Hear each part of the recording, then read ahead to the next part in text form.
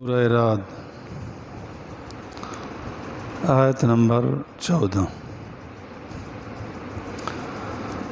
نحمدہ ونصلی علی رسولہ الکریم اما بعد اعوذ باللہ من الشیطان الرجیم بسم اللہ الرحمن الرحیم لہ دعوت الحق والذین یدعون من دونہ لا یستجیبون لهم بشیء الا کباسط کفیہ إلى الماء ليبلغ فاه وما هو ببالغه وما دعاء الكافرين إلا في ضلال صدق اللہ العظیم۔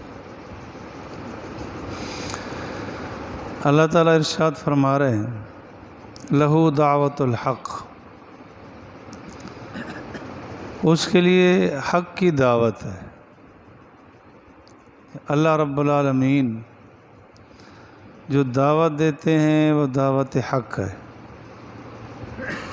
غیر اللہ کی طرف جو دعوت دیں گے وہ دعوت باطل ہے، بیکار ہے۔ حقیقت بھی یہی ہے کہ اللہ کی دعوت کی ہی اقتدا کی جائے۔ اللہ اور اللہ کا رسول جس طرف بلا رہے وہ ہونی چاہیے۔ والذین یدعون من دونہ ندائے غیر ہے، وہ لوگ جو پکارتے ہیں من دونہ اللہ کے علاوہ کو، وہ سارے اس میں آ گئے، پتھر ہوں، درخت ہوں اور کسی شکل میں ہوں۔ مشرکین مکہ جن معبودان باطلہ کو پکارتے تھے، یہ معنی نہیں ہے کہ وہ صرف پتھر سمجھ کے پکارتے تھے، وہ ان کو نفع نقصان کا مالک سمجھ کے پکارتے تھے، مالک اور خالق سمجھ کے پکارتے تھے۔ کسی کو اس عنوان سے بلانا پکارنا کہ اس کے پاس نفع نقصان ہے، وہ اسی کھاتے میں جائے گا۔ غیر اللہ سے کچھ نہیں، سب کچھ اللہ کے پاس ہے۔ ما تحت الاسباب، غیر اللہ سے کوئی چیز لی جائے کوئی عرض۔ ما فوق الاسباب، اس سے بالا تر ہو کر بیٹا بیٹی رزق کسی سے نہیں لیا جا سکتا۔ دے گا جب بھی دے گا اللہ دے گا۔ والذین یدعون من دونہ، وہ لوگ جو پکارتے ہیں اللہ کے علاوہ کو، لا یستجیبون لهم بشیء، وہ ان کو کچھ جواب نہیں دیتے، چیختے ہیں چلاتے ہیں سب کچھ کرتے ہیں۔ خواجہ غلام فرید رحمۃ اللہ علیہ کی مزار پر جانا ہوتا ہے، کئی بار دیکھا گیا فاتحہ پڑھ رہے ہوتے ہیں، وہ کہتے ہیں کہ اللہ کا واسطہ ہے تو کر دے۔ قسمت ماری گئی۔ اولیاء اللہ کا واسطہ وسیلہ دینا تو جائز ہے، یوں کہتا کہ یا اللہ یہ تیرا نیک بندہ تھا، اس کے وسیلے سے میرا کام بنا دے، ٹھیک ہے۔ وہ بھی اللہ تعالیٰ محتاج تو ہوتے نہیں، مانے مانے نہ مانے نہ مانے،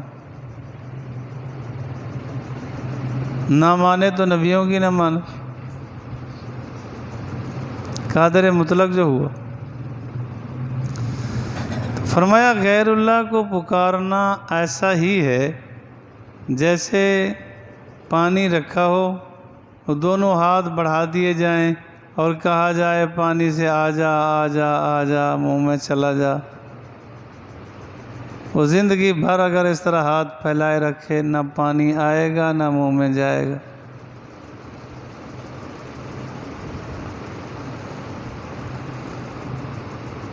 حاجی امداد اللہ صاحب رحمۃ اللہ علیہ کبھی یہ مثال دیا کرتے تھے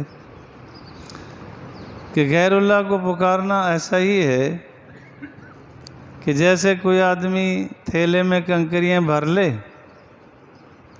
اور بڑا بڑا خوش خوش کہتا پھرے کہ میرے پاس بڑا پیسہ ہے، تو کہا جائے گا خام خیالی ہے۔ ایسا ہی ہے غیر اللہ سے مدد مانگنا خام خیالی ہے۔ اللہ کے اختیارات غیر میں تقسیم کرنا یہ کمزوری ہے۔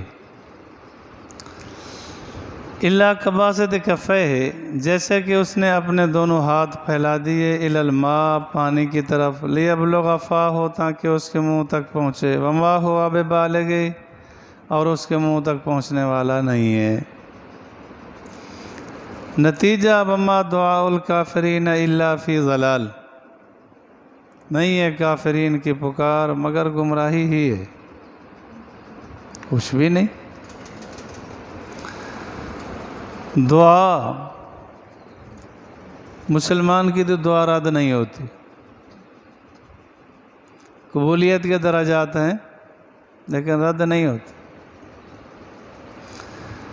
اللہ تعالیٰ سے جب دعا مانگی، اخلاص سے مانگی، قطع رحمی بھی کی بھی نہیں مانگی، توڑ کی دعا نہیں مانگی، جوڑ کی دعا مانگی ہے، تو کبھی تو یہ ہے دعا کی قبولیت کا درجہ کہ جو مانگا اسی طرح ہی مل گیا۔ مثلاً ایک آدمی نے اللہ تعالیٰ سے دعا مانگی کہ یا اللہ مجھے اتنا پیسے دے دے، میں قربانی کروں گا۔ پیسے مل گئے، قربانی لے لی، کر لی، یہ بھی قبول ہو گئے۔ ایک یہ ہے کہ کسی نے کہا کہ یہ قربانی لے جاؤ، کرو بھائی، یہ تو نہیں کہیں گے کہ پیسے تو ملے نہیں، دعا قبول نہیں ہوئی، مل گئی۔ ایک درجہ یہ ہے کہ دعا تو قبول ہو گئی لیکن اس کا ثمرہ اور انعام وہ جنت میں ملے گا۔ حدیث پاک میں آتا ہے جب اس کا اجر اور انعام ملے گا نا تو آدمی تمنا کرے گا کہ کاش دنیا میں میری کوئی دعا قبول نہ ہوتی، اس شکل میں قبول ہوتی رہتی، اتنا بڑا انعام مل گیا۔ تو دعا اس کی رد نہیں ہوتی۔ رہا یہ کہ اس کا ثمرہ اور نتیجہ آج ہی ظاہر ہو جائے۔ موسیٰ علیہ السلام نے دعا مانگی، اس کے نتائج 40 سال بعد نکلے۔ وزیر من اہلی، اللہ میرے بھائی کو وزیر بنا دے۔ جناب ابراہیم علیہ السلام نے دعا مانگی، ربنا وبعث فیہم رسولا، کہ بیت اللہ بن گیا ہے، اس کی آبادی کے لیے مدرس چاہیے، معلم اور استاد چاہیے۔ بتا دیا گیا کہ تیری دعا قبول ہے، لیکن نتائج کب نکلے؟ صدیوں بعد۔ ہمارا حال یہ ہے کہ ابھی ہاتھ اٹھائے، منہ پر بعد میں پھیرتے ہیں، پہلے آسمان کی طرف دیکھنے لگتے ہیں کہ وہ ثمرات ظاہر ہو رہے نہیں ہو رہے۔ وہ جی ایک کمزوری ہو گئی، کہا جاتا ہے کہ اتنا استغفار کر لو، ایک رات بڑی مشکل سے کاٹتے ہیں، اگلے دن کہتے ہیں کام تو ہوا نہیں۔ یہ نہیں، اپنے آپ کو اللہ کا محتاج بنائے، اللہ کو اپنا محتاج نہ بنائے۔ دعا قبول ہوتی ہے، مایوس نہ ہو۔ مسلمان دعا مانگے، اللہ کی ذات رحیم کریم ہے، ضرور قبول کرتی، رد نہیں کرتے۔ یہ الگ بات ہے کہ ہم اپنی کمزوریوں سے رد ہو جائے۔ موسیٰ علیہ السلام نے عرض کیا تھا کہ یا اللہ وہ تو دعا مانگ رہا تھا، اللہ نے فرمایا دعا مانگ رہا تھا لیکن وہ غافل دل سے مانگ رہا تھا، دل سے نہیں مانگی اس۔ اور ہماری دعائیں ہیں ایسی۔ دعا مانگنے کا انداز بھی بڑا عجیب ہوتا ہے، ہاتھ پھیلا رکھیں، یہ تکبر کی علامت ہے،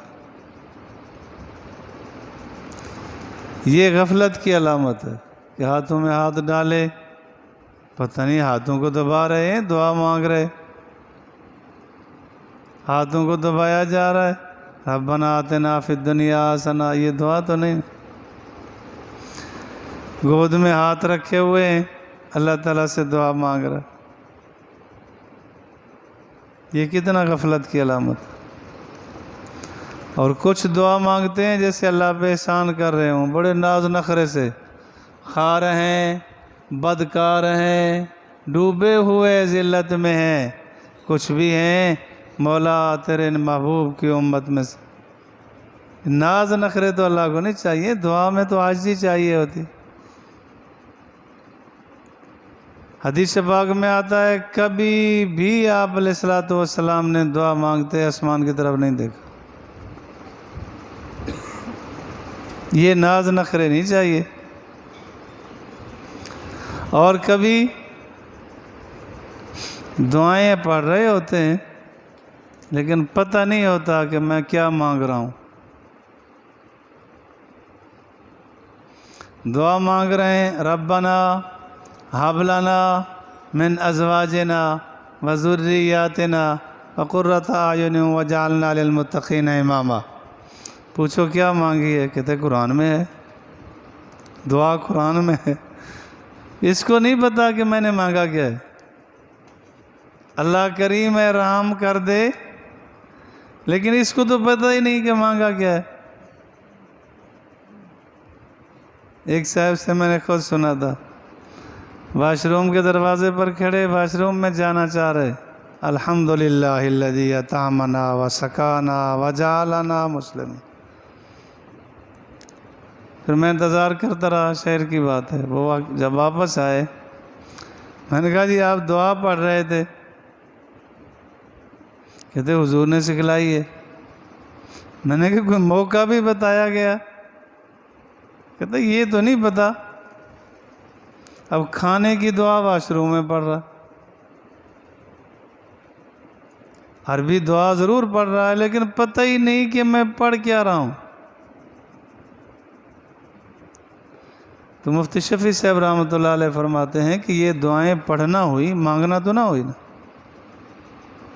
مانگنے کا مطلب تو یہ ہے کہ میں کیا مانگ رہا ہوں۔ اپنی زبان میں مانگے، اللہ ہر زبان سمجھتے، لیکن یہ بات یاد رکھیں عربی دعائیں ان کو اللہ نے قبولیت بخشی، ان کا مطلب مفہوم تو پتہ ہو نا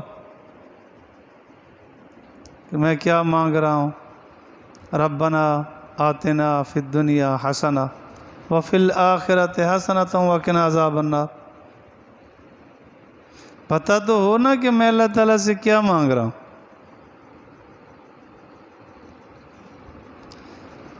چاہیے مجھے پانی، میں پانی مانگنا چاہتا ہوں، زبان سے کہہ دوں کہ بھی وہ ماچس دے دیں، انگارہ دے دیں، وہ مجھے پانی تو نہیں دیں گے۔ مانگنا یہی چاہتا ہوں، دل میں وہی ہے، لیکن کہہ رہا ہوں کہ مجھے بھی آگ چاہیے یا ماچس چاہیے یا مجھے وہ ضرورت۔ گلاس لے کے گئے کہ پانی چاہیے، کہتا جی پٹرول دے دو، یہ مٹی کا تیل چاہیے مجھے، تو آگے والے کو کیا پتا، اللہ کو تو پتا ہے کہ دل میں یہ چاہتا ہے، لیکن بالکل پتہ نہیں، دل میں بھی پتہ نہیں، زبان سے بھی کچھ اور کر، زبان سے کہی نہیں، اللہ تعالیٰ سے دل سے مانگے، اللہ تعالیٰ دل بھی جانتے ہیں کہ کیا مانگ رہا۔ تو بس یہی ہے کہ جو عربی دعائیں یاد کرے اس کا مطلب بھی یاد ہو۔ مفتی کفایت اللہ صاحب رحمۃ اللہ علیہ سے پوچھا گیا کہ ایک آدمی پڑھتا ہے لا الہ الا اللہ محمد الرسول اللہ صلی اللہ علیہ وسلم، لیکن اس کو پتہ نہیں ہے کہ میں کیا کہہ رہا ہوں، یہ مسلمان سمجھا جائے گا؟ فرمایا نہیں، پتہ تو ہو نا، اس کا مفہوم سمجھے کہ لا الہ الا اللہ کا کیا مطلب ہے، محمد الرسول اللہ صلی اللہ علیہ وسلم کا کیا مطلب، کہ اللہ کے علاوہ کوئی معبود نہیں، محمد صلی اللہ علیہ وسلم اللہ کے رسول ہیں، اتنا پتہ ہو پھر کام بنے گا۔ اللہ تعالیٰ مجھے اور آپ کو سمجھ دے۔ اور کافر کی دعا، مفسرین کے دو گروہ ہیں، ایک گروہ کہتا ہے دعا کافر کی قبول ہوتی ہی نہیں، نہ دنیا کی نہ آخرت، باقی رزق کا ذمہ اللہ نے لے رکھا ہے، وہ تو دے گا دے۔ دوسرے فرماتے ہیں مفسرین کا ایک جماعت اور گروہ، وہ کہتے ہیں کہ دنیاوی دعا ان کی قبول ہو جاتی ہے، آخرت کی دعا قبول نہیں ہوتی۔ اور اگلی بات یہ بھی یاد رکھنا، کسی کافر کے لیے مغفرت کی دعا حرام ہے۔ ہدایت کی دعا مانگی جا سکتی ہے، جب مر گیا کہ اس کو مغفرت ہو جائے، اللہ اس کو معاف کر دے، اللہ اس کو جنت دے دے، یہ بالکل قبول نہیں ہوگی اور یہ ناجائز کر رہا ہے۔ اللہ مجھے اور آپ کو سمجھ فہم نصیب فرمائے۔ آخر دعوانا الحمدللہ رب العالمین۔